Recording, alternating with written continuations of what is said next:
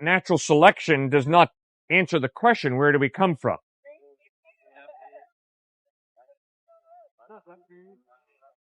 I'm insisting, because of how intricately designed you are, random mutations and natural selection are not enough to explain how you came about. There's got to be an intelligent mind. Suggesting that it doesn't explain the origin of life, or it doesn't explain the diversity of species, because those are two different things. Well, obviously, I'm convinced that random mutations and natural selection have no ability to answer the question, where does life come from?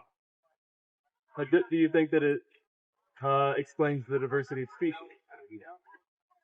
I think that random mutations and natural selection helps us understand what Darwin did with pigeons.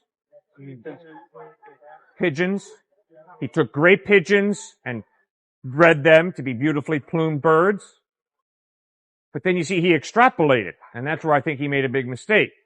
He extrapolated thinking that, well, if I can do this in a few years, take pigeons, breed them in such a way that they develop beautiful feathers, that if you had thousands of years, then obviously a fish could become a human being. Not thousands, millions. Millions? Yeah. Fine. Hey, that's mathematically rational. If you look at, I don't know if you've ever taken calculus classes or any higher math, but whenever you look at things like limits and using mathematical concepts like infinity, if you apply infinity to something, and I'm using infinity as an example, obviously millions of years wouldn't be infinity, right? But it could still have the same capability. So let me go back to my example. In math, if you have infinity, numbers eventually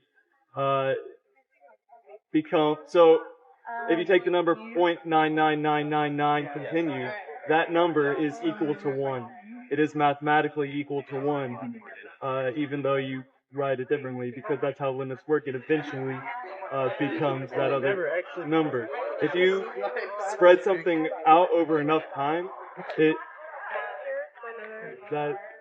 Right. Because when you study evolution, when you study science, you realize there is no scientific evidence that there's a process that creates. Yes, there's a process that adapts, like diseases adapt to antibiotics. But back to the fishes, saying that the fish could never become a human. You're saying that, so where's this difference between creates and adapts? So, I'm not saying that a fish creates a person, clearly. So you're saying that a fish couldn't evolve into a person. Go into that, not about creation. Because that's why I established first that we were discussing whether or not we were discussing diversity of species or origin of life. Because origin of life aside, we're talking about diversity of species. Okay, and I answered you on the origin of life. I'm not worried about the origin of life. I'm talking about diversity. So do you believe God exists? No. Why not? Because I don't see it any different than mythologies that we've proven false in the past. We look at Greek mythology. For them, whenever they saw a storm, that was because Poseidon was angry, or whenever lightning came down, Zeus was angry. But now we dismiss it as mythology because we have scientific proof that's contrary to that, that contradicts that.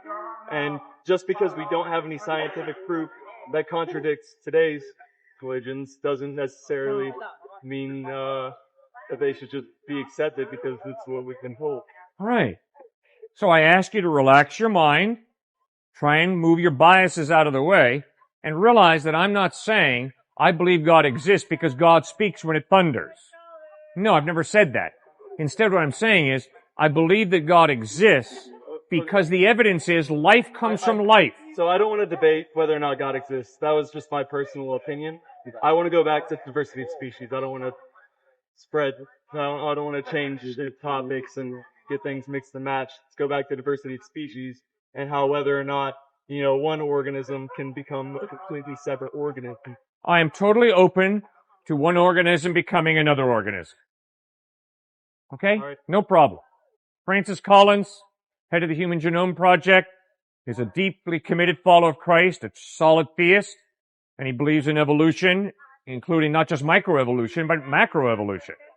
I personally don't see enough evidence to support macroevolution.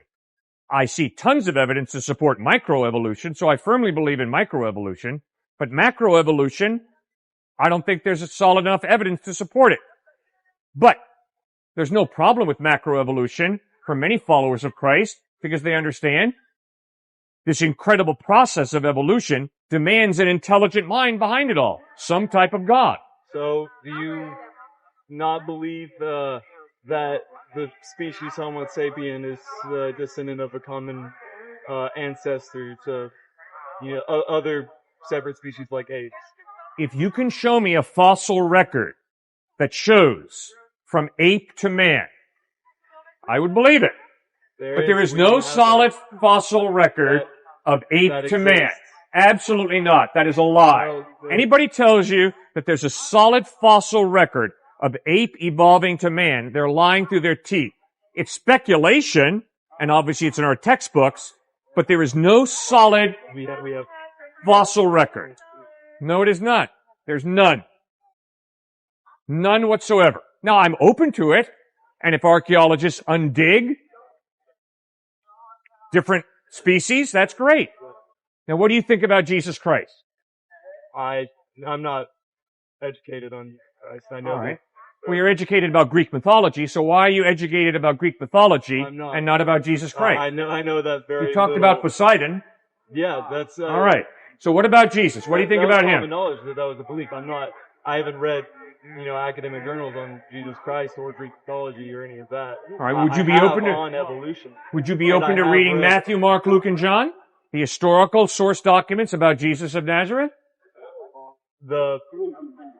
I'll read a case study about your religion. I'll read academic journals on your religion if you can provide me those. I won't just read your holy book and take it as a fact. No, you don't have to read any holy book.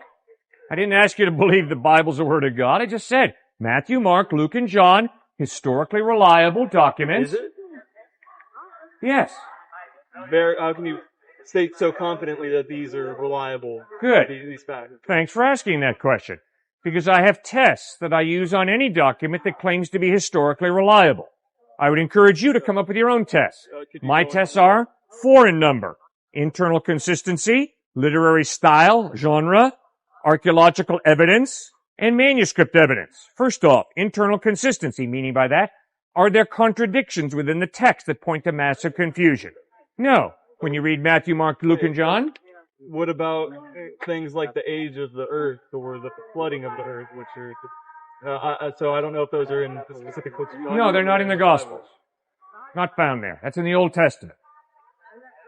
Okay, so we're trying to find out about an historical figure, Jesus of Nazareth. So we're not reading the Old Testament, because that was written before Jesus was even born. Instead, we're reading Matthew, Mark, Luke, and John, the historical eyewitness documents of Jesus of Nazareth. So the first test was internal consistency, and the Gospels pass with flying colors. The second test is literary style. Is it once upon a time in the land of Nod, Wink and Blink and Nod took a boat ride? No. It's at this time, in this place, Jesus said this, he did that. It reads like the New York Times or the LA Times. Third test, archaeology. Are we talking about the island of Atlantis out in the ocean that none of us can verify? No. We're talking about Jerusalem, Bethlehem, Rome, archaeologically verifiable places. Fourth test, what manuscript evidence is there that we have what the authors wrote? Today, the New Testament in English is based on over 5,700 Greek manuscripts or pieces of manuscripts dated from the 2nd to the 10th century AD, all agreeing to an infinitesimal degree. Take those 4 tests, put them together. The overwhelming evidence is not that the Bible is a word of God. It's impossible to show. Instead, simply, the Gospels of Matthew, Mark, Luke, and John are historically reliable. So read them as history. Yes, sir.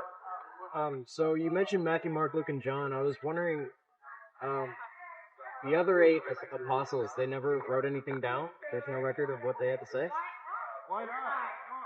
I'm sure they wrote things down, but no, we do not have an accurate record of what they wrote. I wonder why that is. I do not know. I mean, why do we have 4 Gospels? Why not 3 or 2 or 1 or 5 or 6? I do not know.